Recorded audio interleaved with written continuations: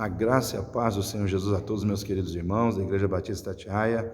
Um bom dia a todos vocês nesse domingo de Páscoa, um domingo friozinho, mas também um domingo com sol. Que dia bonito, né, irmãos, que Deus nos concedeu nesse domingo. Nós não tivemos aí as nossas programações relacionadas à IBD nessa manhã de domingo, mas eu resolvi passar aqui na igreja, no templo da igreja, para nós estarmos orando, para que eu pudesse estar orando e também estar gravando esse vídeo para você, para estar falando com você sobre a Páscoa. Essa festa que ela foi integrada ao calendário cristão, mais especificamente ao calendário cristão católico, mas que ela é uma festa de origem hebraica, ela é uma festa de origem judaica. A Páscoa ela foi instituída quando? Ela foi instituída lá no Egito Antigo, quando o povo de Deus ainda era um povo escravizado pelo faraó, que na época estava no poder. E ali, Moisés, debaixo da direção, da orientação de Deus, ele trouxe 10 pragas sobre o Egito, com a intenção de revelar ali a grandeza e a soberania do poder de Deus diante dos olhos de Faraó, em relação a todos os deuses falsos que ali eram adorados. E a Páscoa ela tem a ver com a última praga, que é a praga da morte dos primogênitos. Você pode ler isso lá em Êxodo, capítulo 12, que ali está descrito nos detalhes ali como foi a instituição da Páscoa. Ali naquele momento, a orientação de Deus a Moisés, que foi repassada ao povo, foi a seguinte: vocês devem sacrificar um cordeiro, matar um cordeiro. O sangue desse animal, ele deve ser passado nas vergas das portas. E o corpo do animal, ele deve ser assado e comido com ervas amargas. E o anjo da morte, ele vai passar em todas as casas e ele vai tirar a vida do primogênito daquela casa. Somente ele não entrará naquela casa onde o sangue do cordeiro for aspergido nas vergas das portas.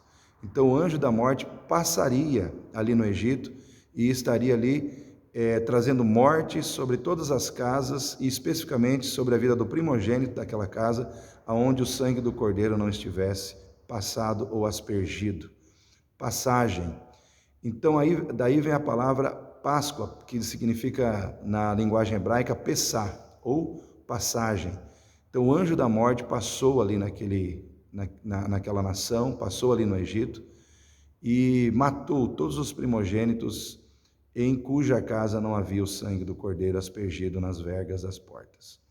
Então, queridos, a Páscoa, ela tem a ver com um cordeiro que foi morto, ela tem a ver com o sangue que foi derramado e aspergido nas vergas das portas como um recurso de proteção e de livramento. A Páscoa tem a ver com um cordeiro que deveria ser comido com ervas amargas, e as ervas amargas especificamente simbolizam todo o tempo de sofrimento que o povo viveu debaixo da escravidão. Eles deveriam lembrar disso, né? Toda vez que eles comessem a carne do cordeiro, com aquelas ervas amargas, eles tinham que olhar para trás e reconhecer: éramos escravos, mas o nosso Deus nos trouxe libertação através do cordeiro. Então, queridos, a Páscoa ela fala de um cordeiro, ela não fala de um coelho, né? Então, hoje, infelizmente, nós temos aí a figura de um coelho, né, que é exaltada nesse período da Páscoa, principalmente na mente e no coração das crianças. Páscoa não tem a ver com a doçura de um ovo de chocolate, mas com a amargura de ervas amargas. Então nós vemos aí que existe toda uma troca, né, de significados em relação à Páscoa que nós celebramos hoje. A Páscoa verdadeira, ela fala de um cordeiro que foi morto, do seu sangue que foi usado como recurso de proteção e de livramento, para que um povo pudesse ser liberto da escravidão e ser conduzido por Deus a uma nova vida. Quando nós trazemos isso para a nossa realidade cristã, nós encontramos lá em 1 Coríntios, capítulo 5, que fala que Jesus Cristo é a nossa Páscoa.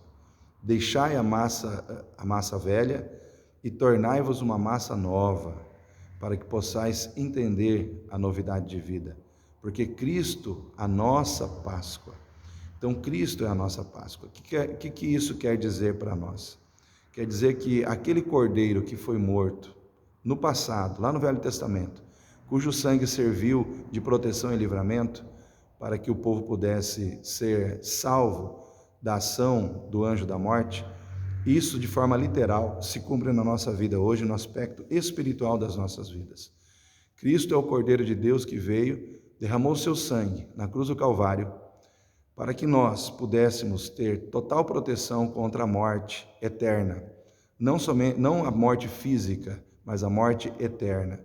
Então nós todos, debaixo do pecado, estávamos condenados à morte eterna.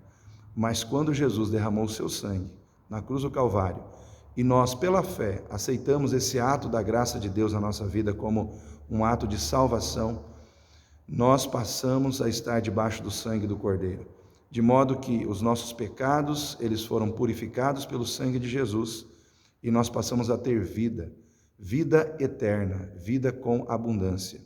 Não estamos mais debaixo da condenação da morte em função dos nossos pecados. É isso que a palavra de Deus vem trazer para nós.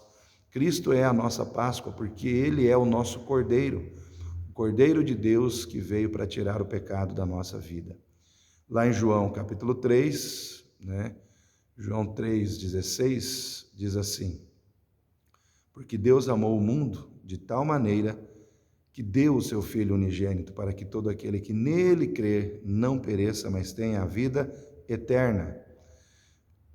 Então a palavra de Deus nos revela que Deus amou as nossas vidas a tal ponto que Ele deu o seu Filho unigênito, o único da espécie, para que nele nós pudéssemos ter a vida eterna. Então aqui, olhando para esse versículo especificamente, nós entendemos que a Páscoa é um ato extremo de amor, que se manifesta através de um ato extremo de sacrifício. Em outras palavras, Deus estava dizendo para mim e para você que quem ama de verdade sacrifica aquilo que lhe é mais precioso para salvar aqueles a quem ama. E Deus sacrificou o que Ele tinha de mais precioso, Ele sacrificou o seu único Filho, o seu Filho unigênito para que nós pudéssemos ter vida nele. Através da sua morte, Ele nos deu a vida. É estranho, né, irmãos? Mas Deus usou a morte para trazer a vida. E a vida está em Cristo, aquele que morreu para que nós pudéssemos ter vida através do seu sacrifício. Mas o fato é que Jesus, ele não apenas morreu. A Bíblia diz que ele morreu, que ele foi morto, que ele foi crucificado numa cruz. Mas a grande vitória em relação a tudo isso foi que no domingo, no terceiro dia, aquele Cristo, aquele Senhor, Jesus, que foi morto, que foi crucificado, que foi colocado num sepulcro, ao terceiro dia ele ressuscitou. Ele ressuscitou dos mortos, ele voltou à vida, ele subiu aos céus e ele está vivo. E através do seu Espírito Santo que habita em nós, nós temos a presença dele conosco todos os dias. Todos os dias aqui nessa terra, nós temos a presença dele em nossas vidas através do seu Espírito Santo que habita em nós, porque nós o aceitamos, porque nós o reconhecemos como Senhor e Salvador das nossas vidas.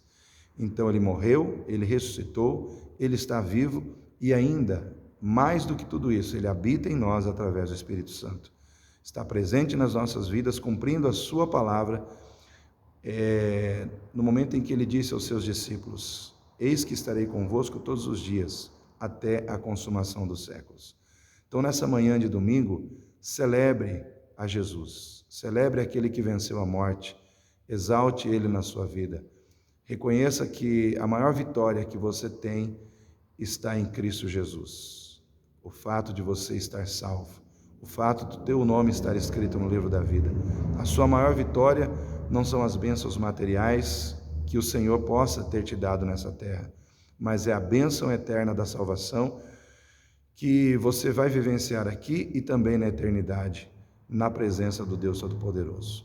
Então, nessa manhã de domingo, vamos celebrar a Cristo, vamos exaltá-lo em nossas vidas e reconhecer que nele nós temos a vida e essa vida jamais poderá ser tirada de nós, porque ele conquistou através de um sacrifício que foi realizado numa cruz, onde ele derramou seu sangue e isso jamais poderá ser desfeito ou anulado.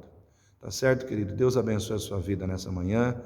Fique na paz do Senhor Jesus e à noite, às 18 horas, lembrando a todos, já que nós não tivemos essa programação pela manhã, Às 18 horas nós estaremos aqui, é o momento quando nós também participaremos da ceia. Olha só que coisa tremenda. O domingo de Páscoa, ele caiu exatamente no dia da nossa ceia. E a ceia do Senhor Jesus, ali naquele momento quando ele se une com os discípulos e entrega o pão e entrega também o suco da uva, ali ele estava dizendo, eu sou o Cordeiro. Ali ele estava ali de forma simbólica, já dizendo a todos eles o que ele estaria realizando na cruz do Calvário. Ele estava se colocando na condição do Cordeiro. E ele disse, aquele que comer da minha carne e beber do meu sangue, esse terá a vida eterna. Então, comer da carne e beber do sangue de Jesus é simplesmente tê-lo na nossa vida como nosso Senhor e Salvador. É crer no seu sacrifício como algo suficiente para a nossa salvação. Então, hoje teremos a ceia do Senhor e eu quero contar com a sua presença, quero contar com você aqui nessa noite para juntos estarmos celebrando o Senhor Jesus, que é a nossa Páscoa. Deus abençoe a todos. Até às 18 horas. Fiquem na paz do Senhor Jesus.